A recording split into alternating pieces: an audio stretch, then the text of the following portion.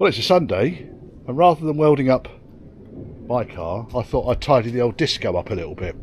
So it's got, the car's 31 years old this year. It's got some challenges. It's been off-roaded, and the lacquer's lifting, certainly on the bonnet. There's not an awful lot to really be done about this, except for flattening it back, taking all the clear coat off it and repainting it. And the same challenge with the roof. So I'm trying to persuade Steve, the body, to get on with that. Put his thumb up his back so I can get that done. I definitely need to get this windscreen replaced. It's been through 2 MOTs now. And the crack has only just extended onto the edge of where the wiper blade sweeps through. So up until that point, that was okay, but and an advisory. And then really, it's tidying up this paint. It is as flat as a witch's tip. I don't know if I can put that in a short. It's got lots of scuffs. I don't know if you can see them on the paint there, where it's been off-roaded, not by me. I've got a new pair of rear side window rubbers to go in. I've managed to stop the back end of the car filling up with water. New seal sorted that out. Didn't close. I need a new back bumper, because while I could flat that back, paint it, it's got some nasty twist damage on this corner here. So I'm going to try and find a better bumper. And then this side I've polished. Well, that looks better. Okay, now it's highlighted all of the horrible touch-ins. Tiny bit of lacquer peel here and there and everywhere. The scratches are still there. Not going to get rid of those, I don't think. But overall, this side looks more presentable now, just ignoring the roof and the wheels. I'm going to use some plastic on the black plastic, get those back to black again. And I got another pair of headlights to put in there as well. So yes, it's just been a bit of fun with this. Now, what I'll do here, where these scratches are quite bad, so where Steve has autographed it and where there's some scuffs along the door here, certainly on this top edge here, I'll use something like a 2000 grit paper, wet and dry paper, just very, very, very gently over the surface.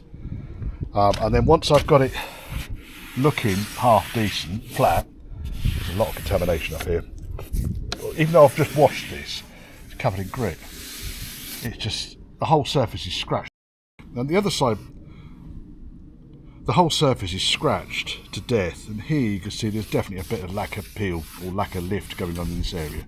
So I don't think I'm going to get on too well with this.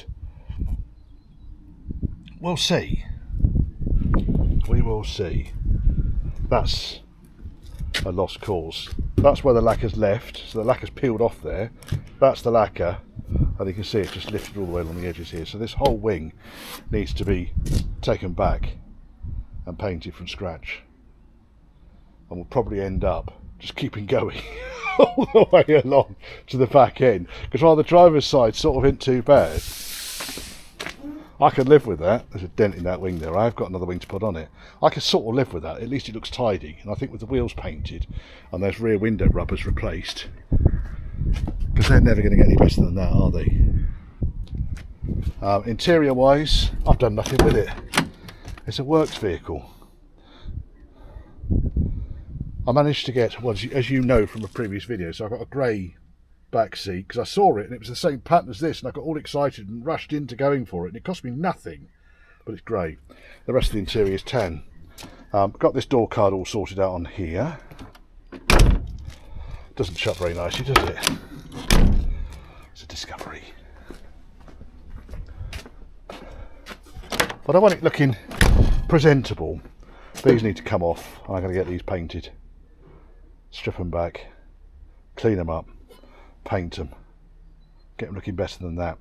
And like I say, I've got the rear corners, so that corner you see has got quite a big old dent on it, and I picked a pair of those up at a recent show. Go into the depths of the container there, look. Pair of those. I just haven't got the bumper that goes in between. And the other thing I want to do, I've got a tow ball, but I haven't got any electrics to it, so I'm going to get the tow ball and electrics sorted out, because it might be quite useful. And then the only other thing that I did was I picked up another multifunction unit that goes behind the fuse box on the driver's side of the dash, because I'm getting an intermittent feed to the rear wipers, and I think that's the root cause of it. See if we can tidy you up. Mask this lot off and paint these satin black again. That's just to cover that bit. That's plastic, so that will respond to some of the kind of bumper magic stuff that you can get. And then on the roof here, I've treated this rust, so I cleaned it all back and treated it. But it all needs painting. The whole roof, from the waist, from the gutter upwards, needs painting. Because it is horrible. I must admit, this thing, which I've never seen another disco with one of these on, it does keep the back window clear of rain and rubbish. So piling up the motorway, you don't end up with, I mean, I'm sure it's got the same low pressure issue as the Range Rover Classic has, where all the moisture and everything gets sucked into a low pressure area on the back of the car. But this stays relatively clean and tidy, and I think it's because of that up there. So I'm going to work out how to get that off, because it needs to be off when I'm painting the roof. I don't want to be damaging it. But yes, right, let's get on with some polishing. Can you see which bit I've done yet? Right, so this is just using a G3 polish cutting compound. So I've more or less done this section. You can see up to about there. You can see a shadow. And that's cut the oxidisation out of the clear coat. Now I can really see what's going on. There is the start of a lacquer lift going on here. I don't think it's worth. Steve's handiwork is more prominent now than it was before. I think I'm going to have a go with a 2000 grit paper on this area here and see what happens with it. I'm not going to go berserk with it because I might be completely wasting my time. This side is worse than the other side. And there, for comparison, driver's door and G3. A driver's door and G3. That was like what, a couple of minutes of polishing with that. Right, that's after a cut with the 2000 wet and dry paper, and then another polish with the G3. And Steve's handiwork is shrinking, so we've got a little bit of S, most of the T. I'm going to leave it at that because I'm probably going through the clear coat now. But for now, from a distance, from let's say 6 foot away, well, that doesn't look too bad. I can sort of live with that. So when I go belting past you on the M5, you're going to think, it's not bad looking disco. I do need to get the rest of it painted though. So I'm going to carry on. Nice day today, not pissing down with rain, mild. You can see a big scratch down here. So that huge scratch there, off-roading damage, I'm guessing. I got rid of, so the surface is now smooth here. I suspect what I've done is I've thinned the clear coat so much now that it's got rid of all but the very worst of the scratches on there.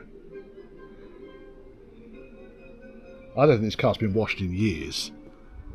I certainly haven't. If I take my hat off, plead insanity, I've not washed this car since I bought it, I'm afraid to say. Because it was looking so shit that I thought, well, what's the point of washing it? I tidied the paint up, I might be inclined to wash it. Might be inclined to paint those wheels. That might happen this week. We'll see. Anyway, hope you enjoy this. It's a laugh, isn't it? Working on your own car's day. Right, I've had enough of that. Interestingly, I was polishing just the bare paint on the top here, and that has sort of responded. It needs to be painted properly, but I was just pissing around. So the door and the rear wing are now about as good as they're going to get, and I think that's more presentable. I could be kidding myself, I don't know. The roof lets it down, doesn't it? As does the bonnet, as does that front wing, as do the wheels, but it's inching forwards. Right, the other thing is, it's 4 o'clock, it's a Sunday, and it's just started raining. So, I'm packing up. Just before the end credits, give me a thumbs up if you liked that, give me a thumbs down if you didn't. Mind you, you've got all the way to the end of it, so you probably would have given me a thumbs down by now anyway. Comments down below. All of these things do help to promote the work that I do and promote to YouTube for your benefit. If you want to contact me, churchhouseclassics, it's all one word, @gmail.com. And if you want to support the channel, then there's a PayPal me link scrolling down here. Both my email and the PayPal me link are in the description below this video. And that's my car, still sitting here. I might have to change this feature once it gets back on the road. It'll embarrass me enough into getting this back on the road. Anyway, thank you very much for watching.